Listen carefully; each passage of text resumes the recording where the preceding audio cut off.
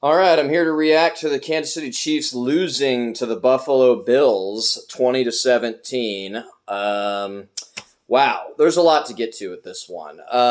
So first of all, I want to tell everyone that the sky is not falling.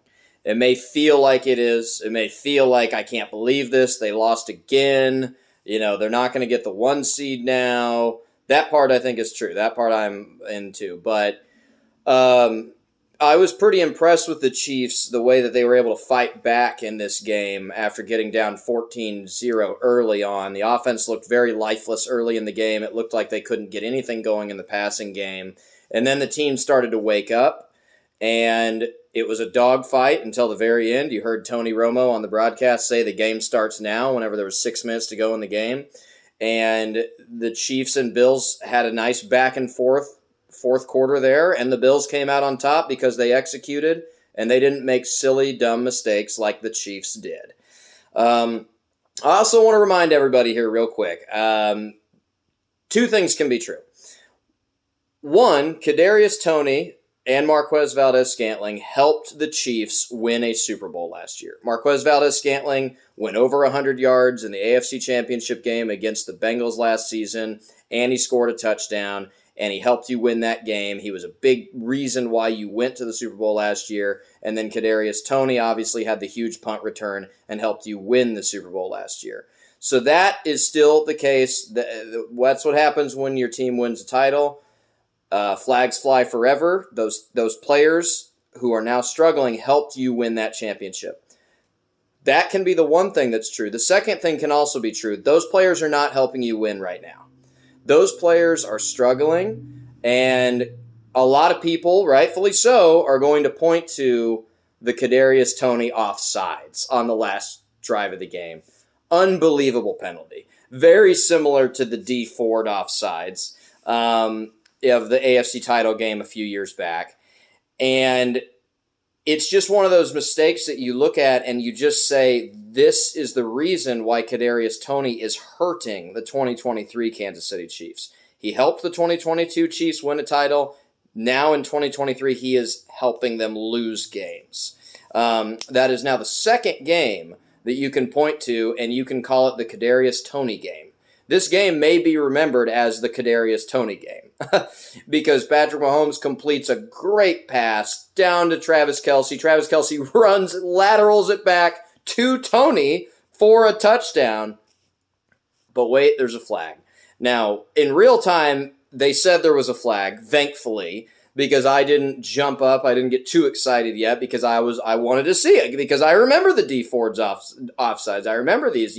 We're all smart football watchers here, Chiefs fans are, and we know that it isn't over until you find out what the yellow laundry is on the field.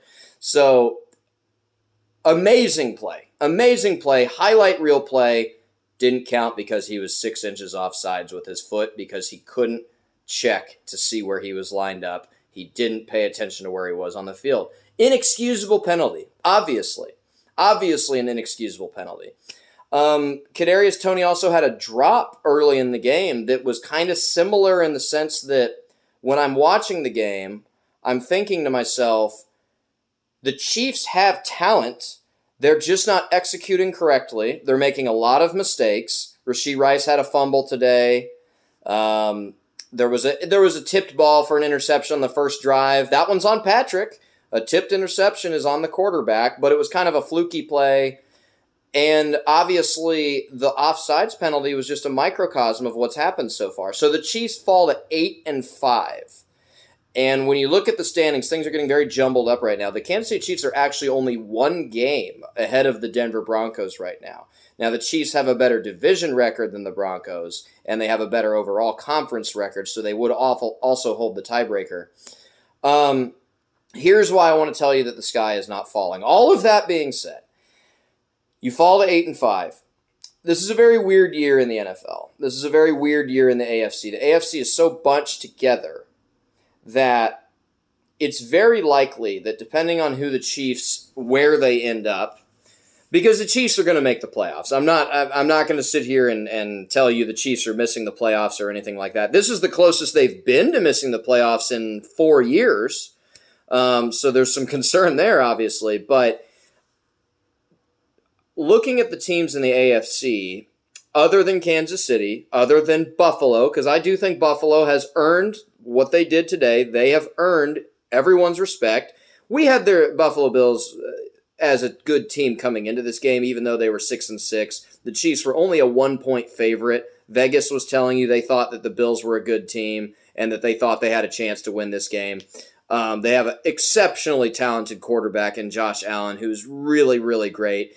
He did throw a bad interception. It happens, just like sometimes Patrick does that. Josh Allen's great, and that's why we respected the Bills coming into this game. But the AFC is so bunched together right now. You've got Cleveland, you've got the Steelers, you've got the Bengals without Joe Burrow. I think the Bills have now played their way very much back into the conversation. Jaguars lost today to Cleveland. They lost to Cleveland. Houston loses to the Jets. They get blown out by the Jets. The AFC is very strange right now. The only real thing that happened today that I think hurt the Chiefs is they are not going to be getting the first round bye. The Chiefs are not going to win the rest of their games, and then they're going to need Baltimore to lose 2, and they're going to need Miami to probably lose 2 as well. And those two teams are playing each other. They're not getting the bye week now. Not going to happen. That's okay. They didn't get the bye week 2 seasons ago. They still made it to the AFC title game. They still have a really good chance of getting the number 2 seed. And obviously playing their first home game, at least, at home, or their first playoff game, at home. So that is out the window. Other than that, I think that this can be the kind of game that can wake this team up. I was very encouraged by the offense with how they were playing after the second quarter. It seemed like they were starting to get things figured out. They had multiple chances late in the game to win the game, and they did not do that. It wasn't even just that last drive. They had a pretty bad 3-and-out the drive before that then gave Buffalo the ball back. So maybe those 2 quarters, the second and third quarter, weren't real. Maybe that wasn't real. But I think that this game you can look at in a microcosm and you can say these are 2 very evenly matched teams with very talented quarterbacks. One team needed it more, and then one team made a very, very critical, inexcusable mistake at the end that ended up costing them the game. Now, maybe the Bills go down the field and score a touchdown at the end, and it's different, but I think you can point to that one and definitely say that was a big reason why you lost the game for sure. So the Chiefs can still get some favorable matchups in the playoffs. Thankfully, they're scheduled down the road. This was their toughest game remaining. They have games left against New England next week. They currently have the worst record in the conference. That's a team that you should, and I'm going to go as far as to say need to beat. This wasn't a must-win game for the Chiefs. It was close to one in terms of preserving home field advantage, kind of keeping that aura of dominance that the Chiefs have had out there, and then obviously potentially eliminating a very dangerous opponent with the Bills. This next game is a must-win game. You have to beat New England. You can't lose to New England. You can't lose 3 in a row. You can't lose to a team that has one of the worst records in the conference. You can't do that. They still have the Raiders, who got shut out today by a backup quarterback-led team, Vikings. And then you have the Chargers and then the Bengals with their backup quarterback, although the Bengals are starting to look pretty tough. So your schedule is favorable down the stretch, and the Chiefs still have a really good chance to play their first 2 home playoff games, and then we'll see what happens after that. So I'm not panicking. I am upset about the penalty. The penalty was extremely ridiculous and absolutely inexcusable. Cannot happen. I think that that's going to continue to cut into Kadarius Toney's usage because you can't trust him. You can't trust him to do even the simple things. But I want to remind everybody, these players who we are throwing arrows at right now, rightfully so, did help you win a Super Bowl last year, and this season is not over. There's a long ways to go. And seeing Patrick Mahomes upset like that at the end of the game, I don't know what it is. That kind of got me excited because an angry Mahomes is a scary Patrick Mahomes. So I see the Chiefs having a really good chance still this year in the conference in spite of all of these problems because the defense played well today. I thought the offense figured some things out. They will get Isaiah Pacheco back, which will help a lot with their run game. And I think really it's just more the nature of the way that the league has been this year is that there are not dominant offensive teams, particularly in the AFC. So I'm upset. It's a bad loss in the sense that you shouldn't have lost. You made a dumb, boneheaded, ridiculous error that lost you the game. But all is not lost, Chiefs fans. There's still plenty of time left.